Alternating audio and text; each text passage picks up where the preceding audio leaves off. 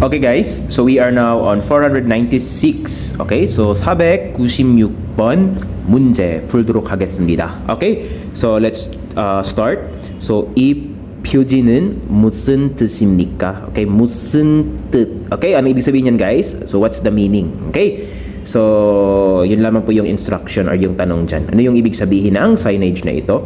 So we have wihom, okay, dangerous, okay, Twiji 말것. Okay, so Twiji 말것, Twida is yung to run, and then Jimal, okay, Jimalgot. Yung meaning dyan guys is don't, no? Or please don't. So please don't run. Yun po yung ibig sabihin ng Twiji 말것. Okay, it's dangerous. Okay? So 1번, number 1, 떠들면 안 됩니다. Okay? So ibig sabihin yan guys. Okay, 떠들면. So we have this 떠들다, which means to make noise, and then 면, if, and then an means not, and 됩니다 in this context, allowed. Okay, so if you say 안 됩니다, not allowed. Okay, not allowed if you make noise. Okay, so 큰 소리로 얘기하면 안 된다는 뜻입니다. So it means you are not allowed to talk loudly. Okay? So mali po guys. No? Actually, you can get the keyword naman kasi we have here the twi. So you can also see here twi. Okay? So you can get the hint na ito yung magiging tamang sagot. Okay? But let's try to ano pa rin guys, no? Practice the vocabularies, encounter as much as you can. Mas maganda kasi na marami kang paulit-ulit na nakikita ng mga words kasi you can naturally learn those words. Okay? So, okay, let's, for example, diretso tayo sa number 4. Okay, tuyo danimyon. Okay, so yung verb natin dito is tuyo danida. Okay, tuyo danida, it means to run around, no? Patakbo-takbo, ganun. Tumatakbo. Myon, if, 안 됩니다. 안 됩니다. Same. 안 됩니다. Not allowed. Okay? So not allowed if you run around or if you run. So it has the same thought here. Twiji 말것. Please don't run. It's dangerous. So therefore, we can say number 4 po yung tamang sagot. 네? 4번. 정답이 되겠습니다. Okay? Number 4 yung tamang sagot guys. Sa 2번, number 2. 만지면 안 됩니다. So 안 됩니다, not allowed if you 만지다. Okay? 만지다 is to touch. Okay? So 아닙니다. 3번. 들어오면. Okay? 들어오면 means 들어오다, to come in. Pumasok. Then 면, if. 안 됩니다, not allowed. So not allowed if you come in. Okay? So yun po yung thought. So again, number 4 po yung tamang sagot dito sa 496. Okay? Sa 497번 문제. Okay? So 497. So dito sa instruction niya, we have here the matke. Okay? 설명한 것. Okay? So ito yung matke guys. Yan yung pinaka-key dyan. If you see that in the instruction, so it just means correct.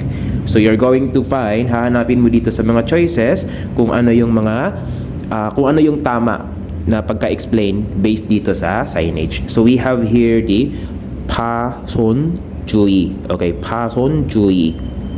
Okay, so 파손 is the breakage, then 주의, beware, no? Beware of breakage. Okay, magbantay ka sa mga breakage, no?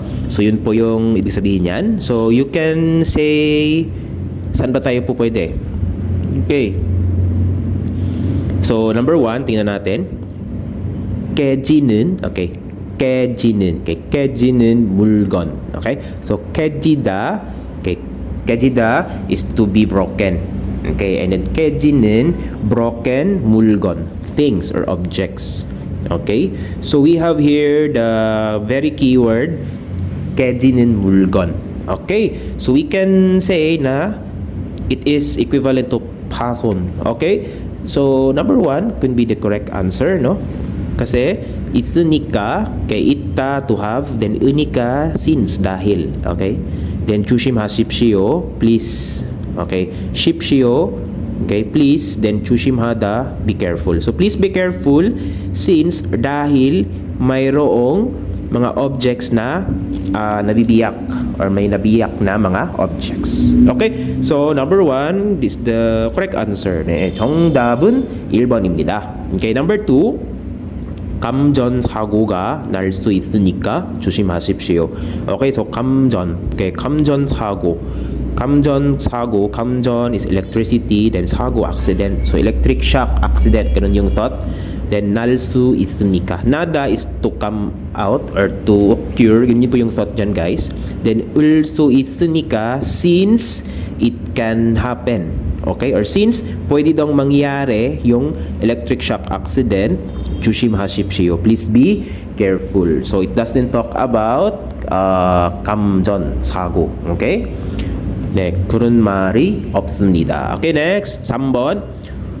불에 잘 타는 물건이 있으니까 조심하십시오. Okay? So 조심하십시오. Please be careful since mayroong, di ba? Ita to have. Mayroong mulgon, objects na, yung nun is the modifier form which means na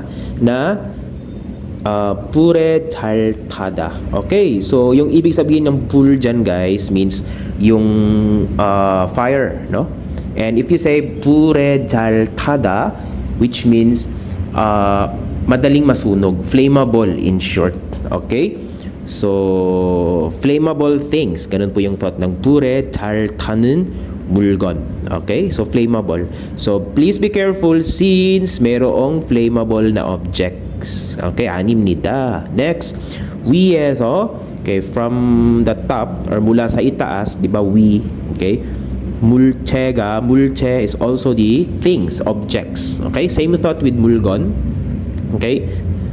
떨어질 수 있으니까 조심하십시오. So please be careful since merong or pwedeng 질 수 있다. Okay? So can, no? So please be careful since pwede daw mahulog.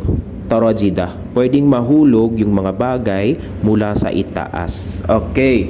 So wala pong sinasabing ganon. Okay? So number 1 po yung tamang sagot natin, guys. Okay? So 여기까지 봐주셔서 감사합니다.